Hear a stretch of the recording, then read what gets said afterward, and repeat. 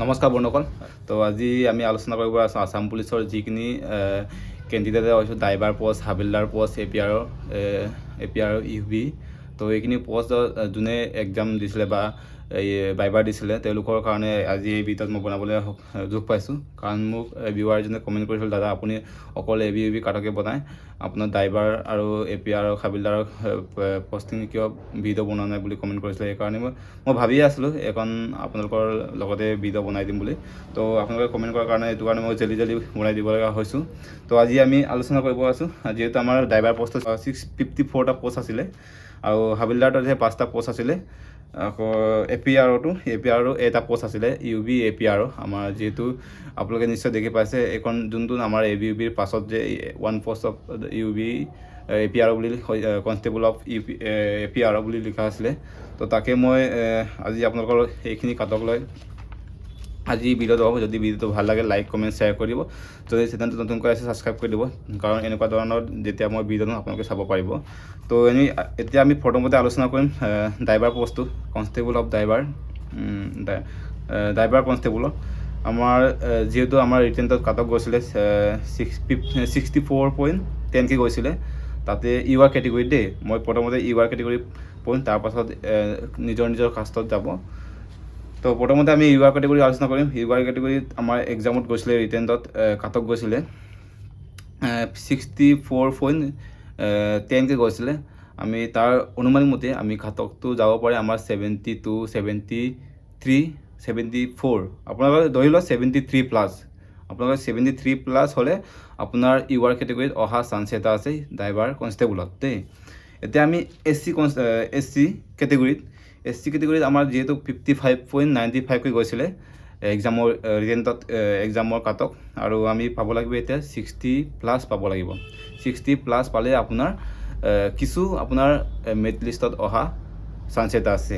চ' এতিয়া আমি আলোচনা কৰিম এছ টি পি কেণ্ডিডেট ক'লে, যিহেতু আমাৰ সকলোৱে জানে ড্ৰাইভাৰ কনষ্টেবলটো আমাৰ ষ্টেট ৱাইজকৈ কাটকটো কাটিছে। আমাৰ নিজৰ ডিষ্ট্ৰিক্টত বেলেগকৈ কাটা নাই, অকল ষ্টেট ৱাইজকৈ কাটিছে।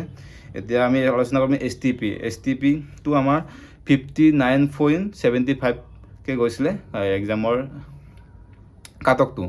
এতিয়া আমাৰ মেৰিট লিষ্টত আহিবলৈ এছ টি কেটেগৰীত আহিবলৈ আমাৰ 65 প্লাছ বা 66 প্লাছ হ'ব লাগিব আপোনাৰ, তেতিয়াই আপোনাৰ এছ টি পি কোটাত আপোনাৰ নাম আহিব, অহা চান্স এটা আছে। চ' এতিয়া আমি আলোচনা কৰিম এছ টি এইচ। যিহেতু এছ টি এইচৰ পোষ্ট কেইটামান আছে, খুব কম কাটক গৈছে এছ টি এইচটো, আপোনালোকে নিশ্চয় দেখি পাইছে, গমো পায়। তো 43.67 গৈছিলে এক্সামৰ কাটকটো। এতিয়া আমি পাব লাগিব 47 প্লাছ।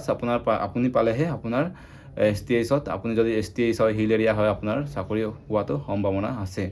তো এতিয়া অ' বি চি কাষ্টলৈ যাম। অ' বি চি কাষ্টটো আমাৰ 57.74কে গৈছিলে। তাৰ অনুমানিক মতে আমাৰ মেৰিট লিষ্টত নাম আহিবলৈ হ'লে আপোনাৰ 61, 62 প্লাছ পালেহে আপোনাৰ মেৰিট লিষ্টত অহা চান্স এটা আছে।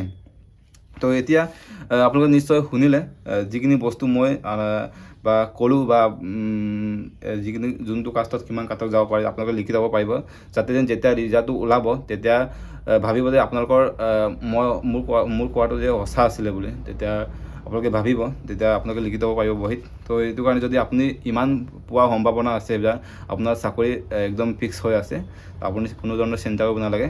এতিয়া আমি আলোচনা কৰিম হাবিলদাৰৰ পোষ্টটো। যিহেতু আমাৰ NCC থকা সকলোৱেহে এপ্লাই কৰিব পাৰিব বা এক্সাম দিব পাৰিব। তো হাবিলদাৰ পোষ্টটো আছিলে 5টা পোষ্ট আছিলে, অনলি 5টা পোষ্ট আছিলে। তেতিয়া হাবিলদাৰ পোষ্টটো এক্সামত কাটক গৈছে 65.04কে গৈছিলে। এতিয়া আমি পাব লাগিব, যিহেতু 5টা পোষ্ট আছে, যিহেতু ভাইভাত 10জন বা এনেকৈ 11জন মানুহেই মাতিব, তো 1:2হে মাতে ভাইভাত। যিহেতু তাত আপুনি খুব বেছি আপুনি 71, 72 প্লাছ পালেহে আপোনাৰ ইউআৰ কেটেগৰীত অহা চান্স এটা আছে।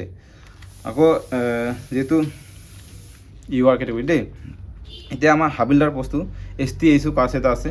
এছ টি এইচো কেইটামান আপোনাৰ হাবিলদাৰ পোষ্টৰ কাটক গৈছিলে এছ টি এইচটো 56.21 গৈছিলে। আপুনি যদি 60 পালেহে আপোনাৰ 61, 62 পালেহে আপোনাৰ হাবিলদাৰ পোষ্টটোত এছ টি এইচ কেটেগৰীত অহা চান্স এটা আছে।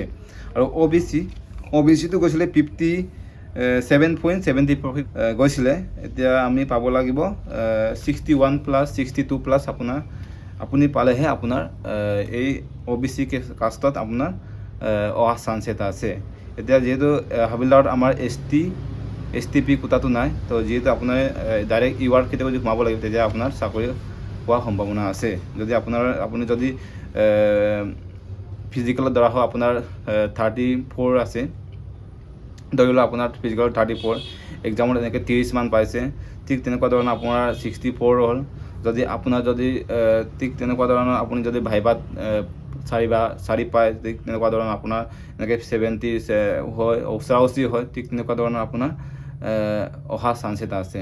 তো এইটো কাৰণে মই ভাবোঁ আপোনালোকৰ এই ভিডিঅ'টো জৰুৰী হয়। আৰু আমি এতিয়া আলোচনা কৰিম APR, যিহেতু APR এটা পোষ্ট আছিলে, এটা পোষ্টৰ এগেইনষ্টতো আমাৰ ভাইবাত 1/2কৈ মাতিলে, আমাৰ 2জন মাতিব।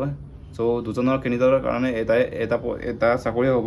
তো যিহেতু সকলোৱে গমে পায় UR কেটেগৰীত অকল এটা আছিলে, কাটকটো গৈছিলে এক্সামত 73.36 গৈছিলে। তো যিহেতু আমি এতিয়া আমি তাত সোমাবলৈ হ'লে আপুনি যদি 79, 70, 80 ওচৰা-ওচৰি আপুনি পাব লাগিব, তেতিয়া আপোনাৰ APRত UR কেটেগৰীত সোমোৱাৰ চান্স এটা আছে। যিহেতু এটা পোষ্ট আছে, এটা পোষ্টটোৱে আপোনাৰ বহুত জৰুৰী হয়। আপোনাৰ 1 পইণ্টৰ কাৰণে কিছুমান চাকৰি নোপোৱা হৈ যায়। তো এইটো কাৰণে আমি সকলোৱে এই বস্তুটো আলোচনা কৰিবলগীয়া হয়। তো যিহেতু আজিৰ ভিডিঅ'টো কেনেকুৱা লাগিছিলে, যদি ভিডিঅ'টো ভাল লাগে লাইক, কমেণ্ট, শ্বেয়াৰ কৰি দিব। চেনেলটো নতুনকৈ আছে ছাবস্ক্ৰাইব কৰি দিব। তো এনেকুৱা ধৰণৰ ভিডিঅ' পাই থাকিব আপোনালোকে।